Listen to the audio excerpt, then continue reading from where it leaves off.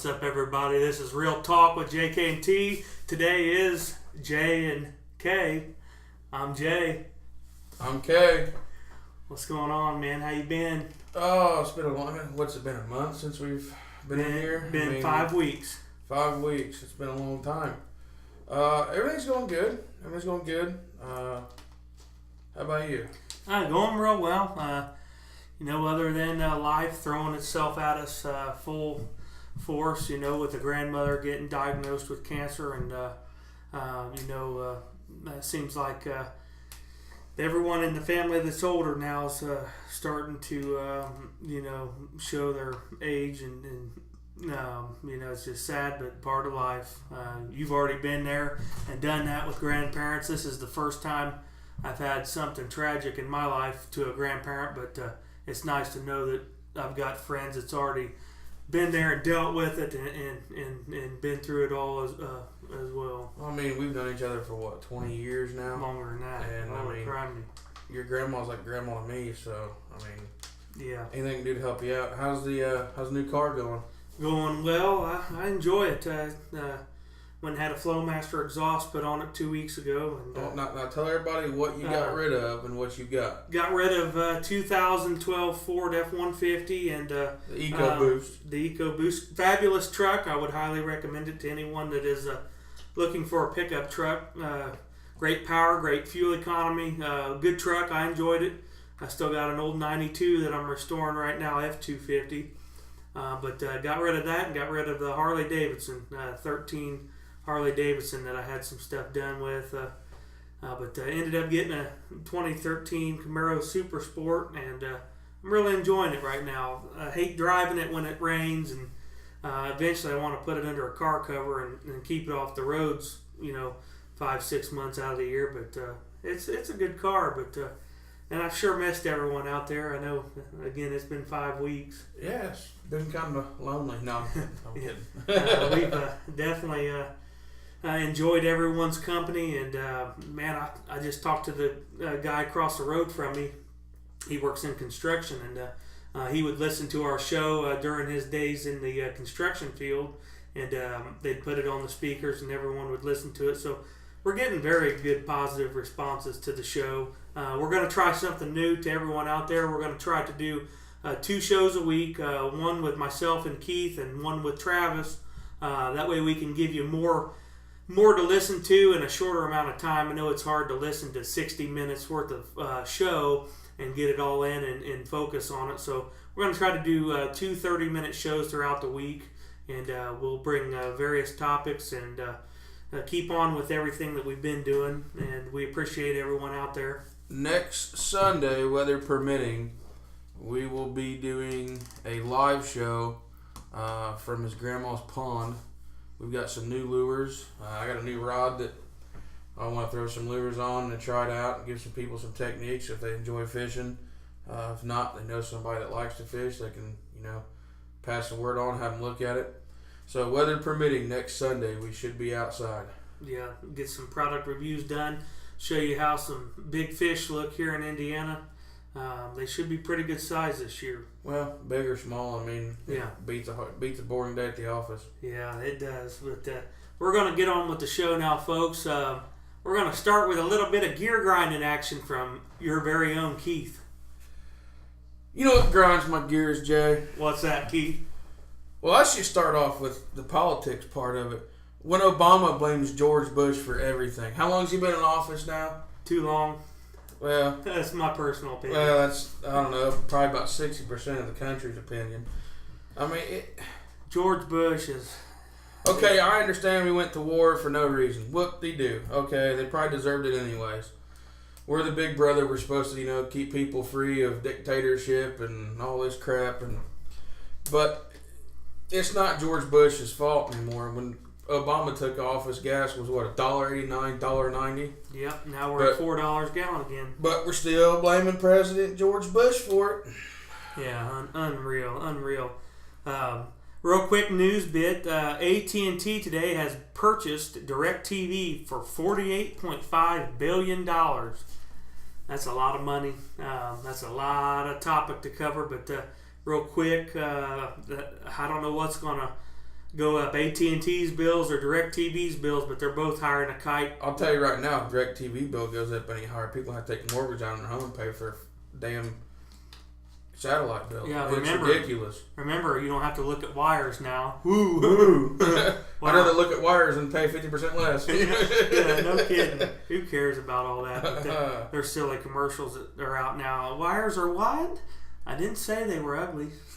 Yeah, it's ridiculous. I mean, Comcast. It's a local cable supplier for here in Indiana. Yeah. And they've purchased a big market, and one of the stipulations on that is they had to sell off a few states, and Indiana's one of them. So in the next few years, no more Comcast here. I don't know the name of the company that they had to sell them to. Yeah. But hopefully it's better than what Comcast was. I mean, I had Comcast when I lived in India with my wife when we first got married, and yeah, I couldn't stand it. I mean, yeah, always having problems. Well, the internet, man. Yeah. There was, early in the morning or late at night, you could use it and it was fine. But during the day when, people were home or when kids come home from school, because you're on a shared broadband, you couldn't use your internet for anything. That's what I've heard. I've heard that's the number one complaint with their internet. Here's a pretty cool story out of New York. 3 college roommates in New York decided to go into a Salvation Army and buy a couch and a chair. They gave $55 for this couch and got it home and noticed that one of the armrests were feeling kind of different. And they cut the armrest open and found $4,000 in bills bubble wrapped. And one of the roommates said, "Hey, wait a second, the cushion that I'm sitting on feels a little strange." And they cut the cushion open where they were sitting and opened it up and found $40,800 in cash in that couch. So I guess stuff like that does happen, but holy cow. You're $44,800 in the green. But they gave it away. They didn't keep it. Hard telling. They didn't know. The news article didn't state how the money got there or who put it there or any of that, but they were able to keep the money and divide it amongst themselves. Very, very wild story. So, what's your thoughts there on that? I wouldn't have told anybody about it, really. Yeah, I guess it's all over world news now. Yeah, it just goes back to keep your mouth shut.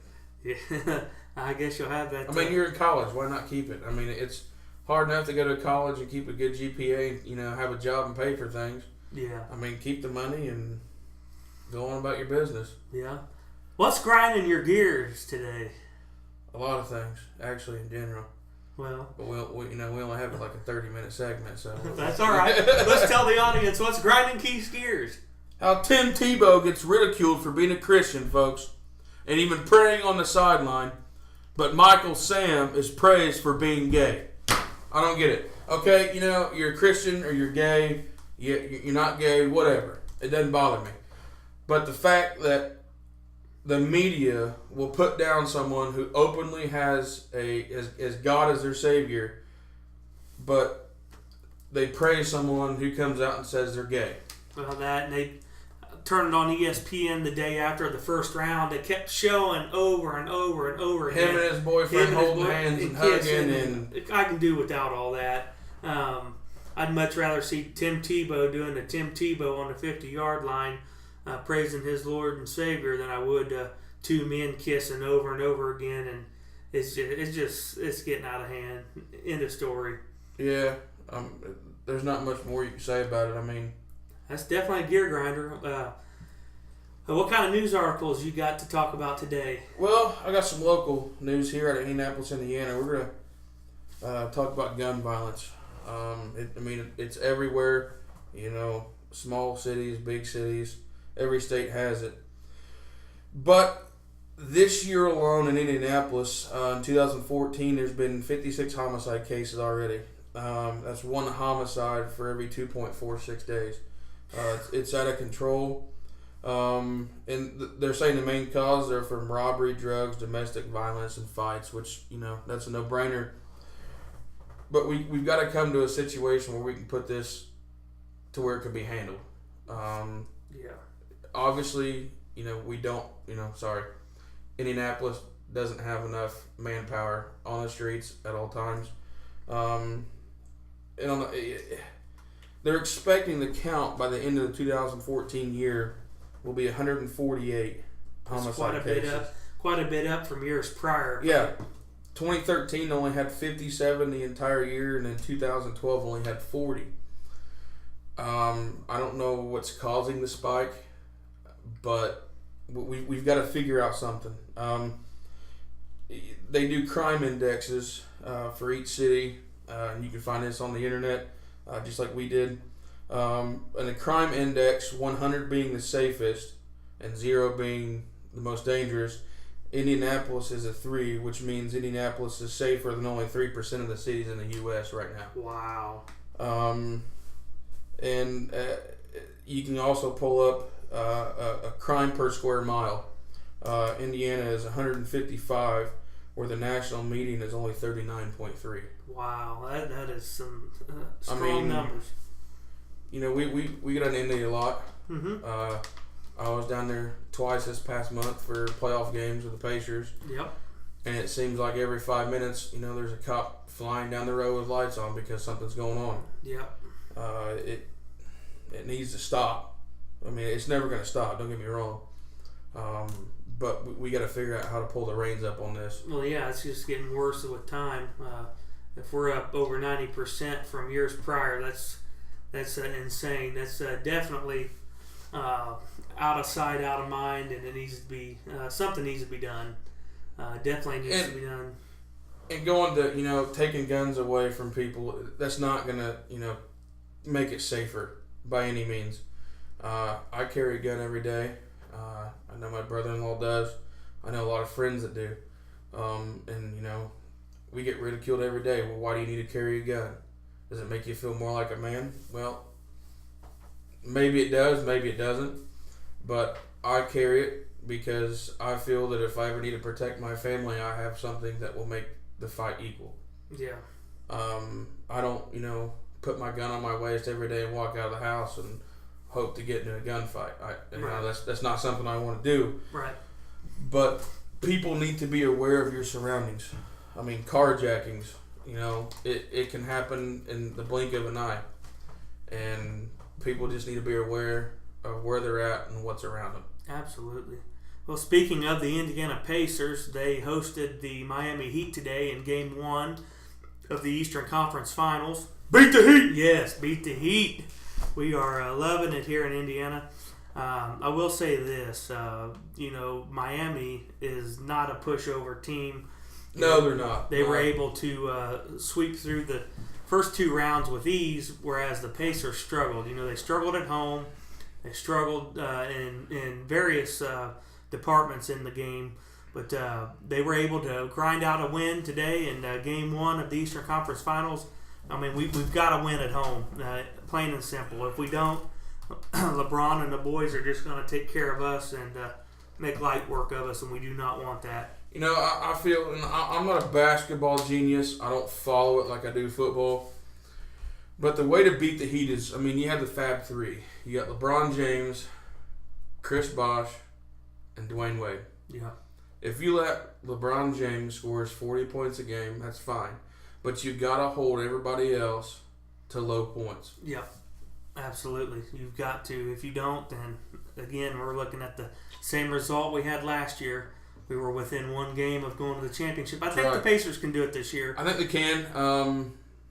I hope it didn't go to Game 7, but if it does, I know that Dad and I mean, we got to get tickets to that. What we need to do, though, is, you know, as Pacers players, we need to take the first 2 games at home and try to get one on the road in Miami with the 2 games there. Yeah. And come back for Game 5 at home. Yeah, my prediction is Pacers in 6. I think they can get it done in 6 if they play like they played today, which I know Miami's going to make some adjustments and better adapt to the next game, which is Tuesday night at the Field House.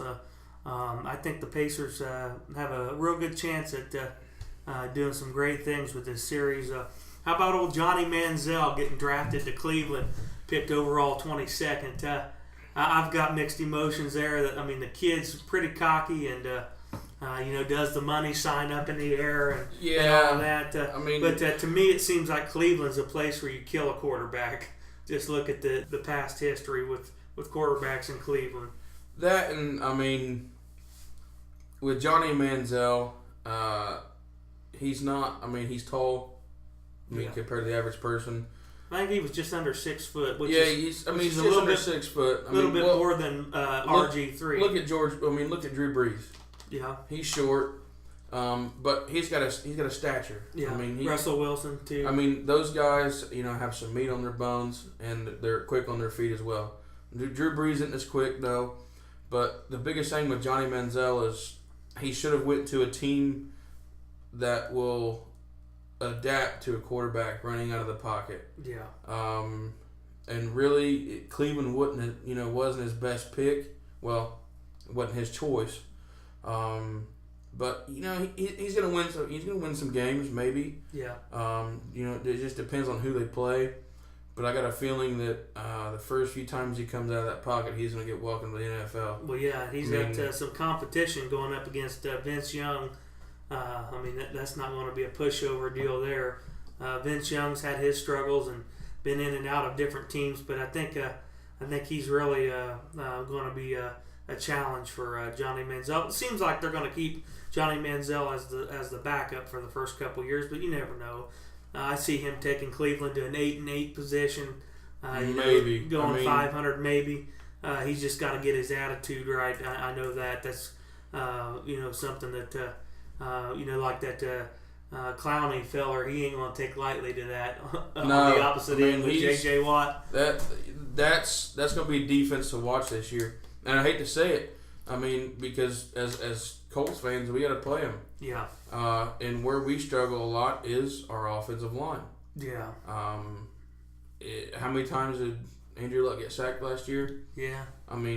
Too many. Now, I understand it's a big guy, but quarterbacks are not made to take big hits. Well, yeah, that, and you've got this situation with Robert Mathis getting suspended for taking fertilization drugs. Fertility drugs, and, they've got the proof that the doctor said it wouldn't, make him, pop on a urine screen, and he pops on it, and they're suspending him. His agent's trying to appeal it, and the NFL is not giving any leeway on it. To me, that's total bullshit. Yeah, absolutely. It's not like he's out there like the rest of them smoking weed or snorting coke or abusing alcohol and shit like that. Here's a man that's trying to make a bigger family, and wow, really? Yeah. I don't understand it at all. Well, I understand that there's some news out of South Carolina with a woman who got a little overboard when it came to the way she wanted her Cinnabon cinnamon roll presented to her. Well, over the board, it ain't the word for it, man. Anyway, it's out of South Carolina, in the town of Mount Pleasant. This happened on May 13th. An unidentified woman entered the local Burger King with two of her female friends. They ordered the food and sat down. They were waiting for it. And when they got the food, one of them, who they did not give a name, started complaining that her Cinnabon wasn't fresh enough. And all of her outbursts and screaming and hollering, the manager came over and talked to her, and they thought the whole situation was calmed down. And then all of a sudden, the woman flips her lid and starts screaming, horse shit, and says that she's going to shoot up the place. One witness said they seen a gun in her purse, but the weapon was not brandished. The police are still looking for the trio of women. Oh my God. Here's my first thing. Over a Cinnabon, you're going to threaten to shoot up the place. Yeah. Now, as a father, if, in Pendleton, to sit in my, local Burger King or McDonald's, whatever, and that happened, and you're put in a situation, what do you do? Really? You have kids there, there could be other kids there as well. And some woman threatens to shoot up the place, and you can actually see a gun in her purse. What do you do in that situation? As a CCW holder, that means concealed carry weapon permit. What would you do in that situation? Well, I really don't know. I do know that they were a little lackadaisical, and they put off calling the police till later on in the situation. They let it escalate too far before they got the proper people involved. It sounds like they're still on the lookout for this lady, but my God, over a Cinnabon. going back to it. I mean, it puts people in a tough situation. Yeah. I mean, somebody could attack. We know when she said that somebody could have tackled this woman, seeing the gun, Yeah. and seriously hurt her. And this is over a freaking dessert bet. You know, I mean, come on. Really? No kidding. Yeah, she pulled her ripcord. I mean, pulled her ripcord, just flipped out. I mean, how you gonna threaten to shoot up a place over a damn cinnamon bun? Your guess is as good as mine. Man, that's just that's some crazy news out of South Carolina. That's I guess for it's sure. because BK, you can have it your way. I mean, Yeah. I guess.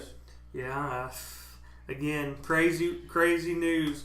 This is some news that you just don't hear about really out in mainstream media. I guess you'll have that, right? Yeah, you'll have that. That's Jay's. You'll have that for the week. How about that? What else you got going on over there, big guy? I tell you what, I was reading a story where a 33-year-old named Tim Lambesis, Lambesis, Lambesis, that's how his last name's spelled, was a lead singer of a Christian metal band. Let's stop right there.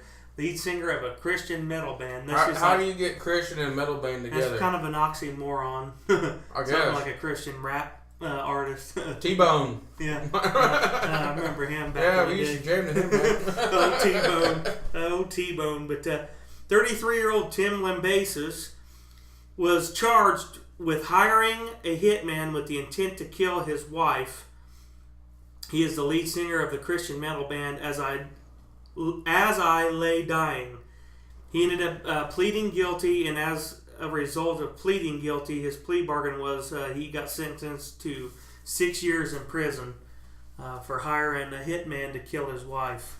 I guess it got real involved, and the fact of the matter is he took it as far as you could take it. Had pictures of his wife, where basically an itinerary of where she's going to be. He took it as far as he could with this undercover hitman, and they got him for trying to have his wife killed. Insane. I tell you what, it's just that's just crazy with everything that's going on. And what are your thoughts on that fella down there trying to get his wife killed? Okay, I'm gonna lead into something here. Jay, you're not married, but your parents, they're still married. Yeah.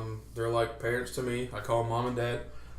Every married couple goes through, as myself being married, I've been through some rough times. Yeah. I mean, everybody, no relationship is perfect, but how does it get to a point where you would rather see your wife murdered than just a divorce? Now, I'm not condoning divorce. Everybody needs to work out their problems, either a relationship counselor or something like that. But how does it get to a point where you want your significant other dead? I just don't know. That's I mean, I've had my fair share of arguments with my wife, and sometimes you just gotta walk away and go do something, let everything calm down, and you talk about it. But I couldn't fathom wanting to kill her. I mean, I can't see. How do you take vows of spending your life with someone, but then pull your ripcord, and boom, you want her dead? That's silly. I think 6 years isn't enough. Personally, I'm not a fan of the plea bargains. If you've got all this information right here and you can slam the book on him, slam the goddamn book on him. I'm tired of this shit. All these district attorneys want these perfect conviction fucking rates so they can go be a district attorney in a bigger state, in a bigger city, so they can get more fucking money. And I'm sick and tired of these damn plea bargains. Everybody getting out of jail for doing stupid shit, and I'm sick of it. Yeah. The man should be facing 20 years.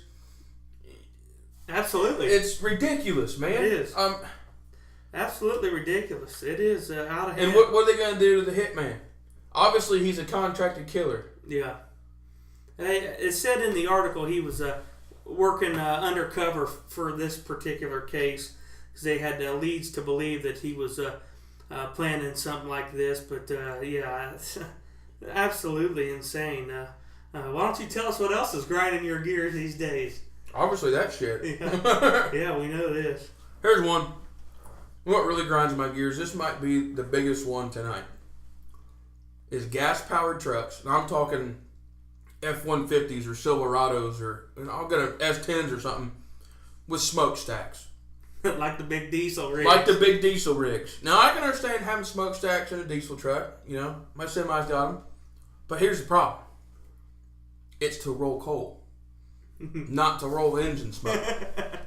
If you got stacks, that means you're probably burning oil and you think you're a badass. Yeah. We're seeing plenty of that around this freaking place. 87 S10 saw it last week. Yeah. Pissed me off. 2 smokestacks. 2 smokestacks. Good night. Sounds like these fellers need to get something better to do with these old trucks. What else is grinding your gears before we send this show off onto YouTube? It's going to YouTube? Well, yeah.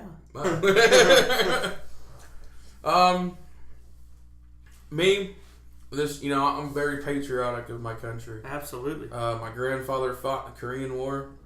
And I was always too young for him to tell me stories about it. I got a best friend, he's like a brother. Multiple tours in Iraq and Afghanistan. But when I see gays defacing our national flag, making it from stars and stripes, red, white, and blue, yep, to a fucking flag that's got stars and rainbows on it. That's just absolutely a gear grinding, insane. That goes past gear grinding. I have never wanted to snap on someone as bad as I did that guy. And I don't even know him.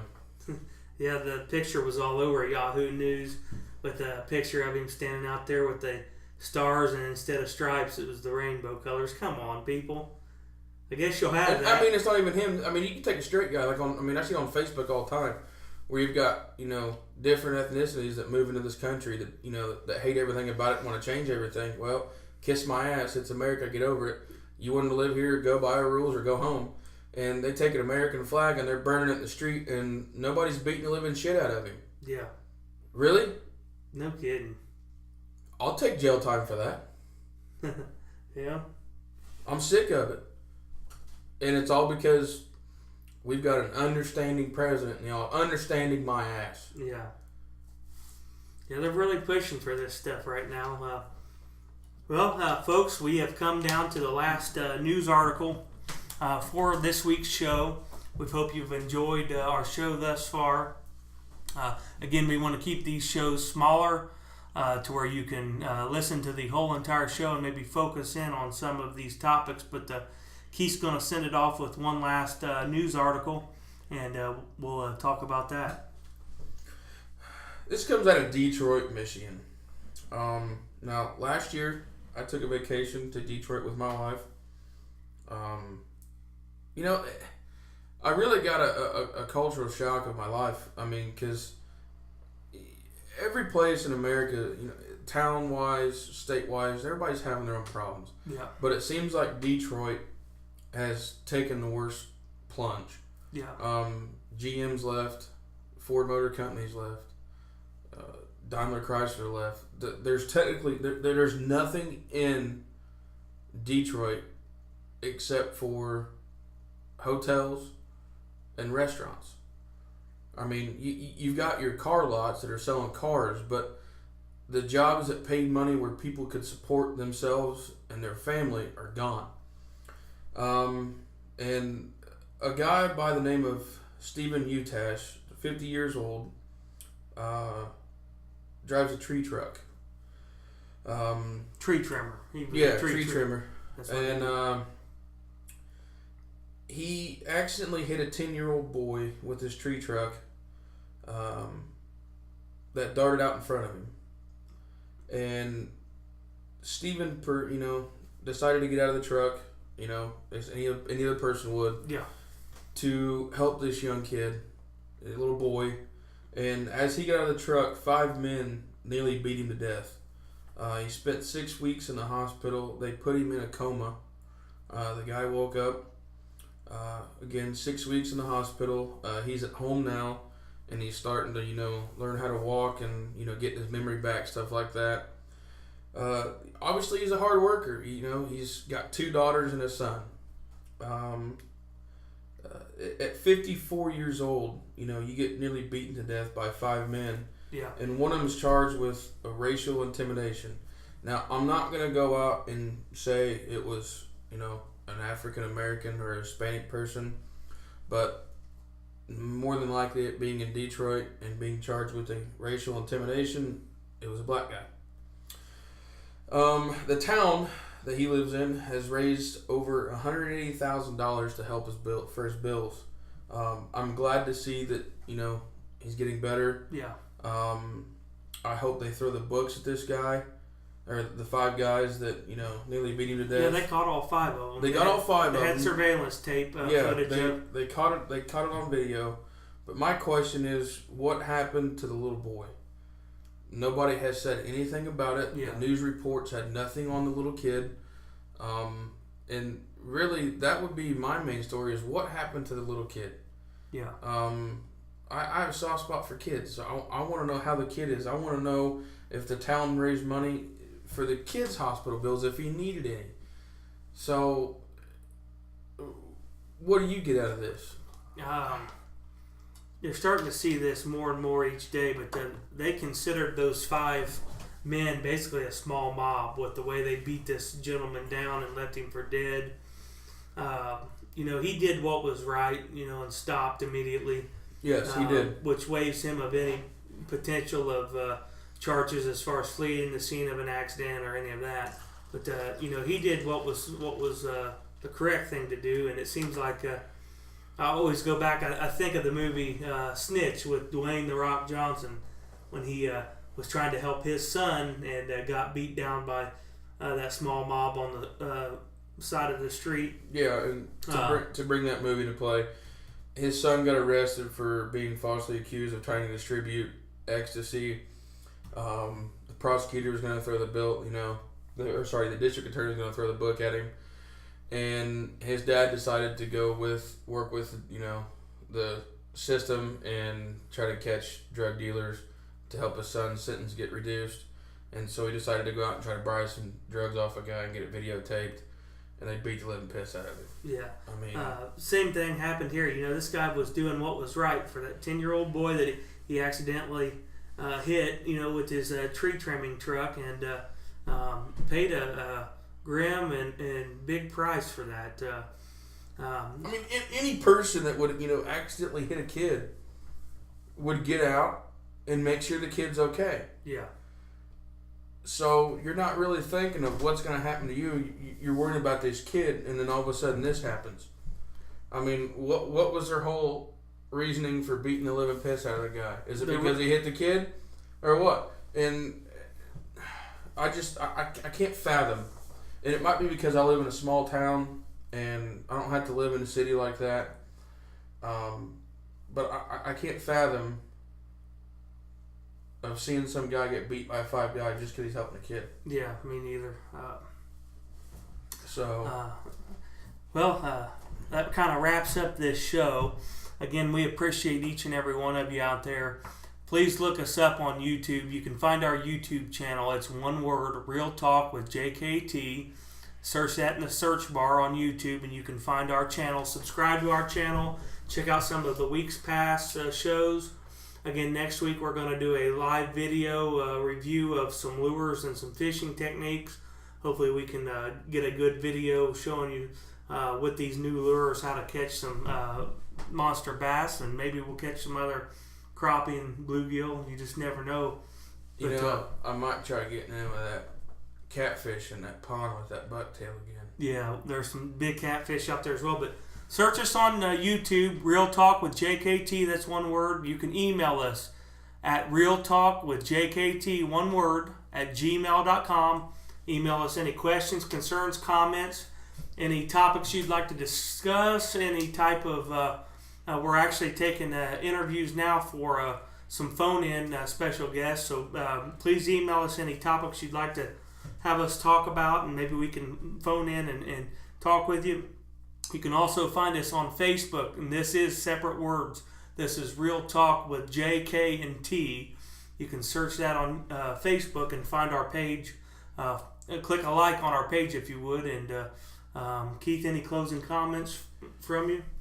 Sorry that we've been absent for 5 months. We've all had some things come up that we've all had to deal with.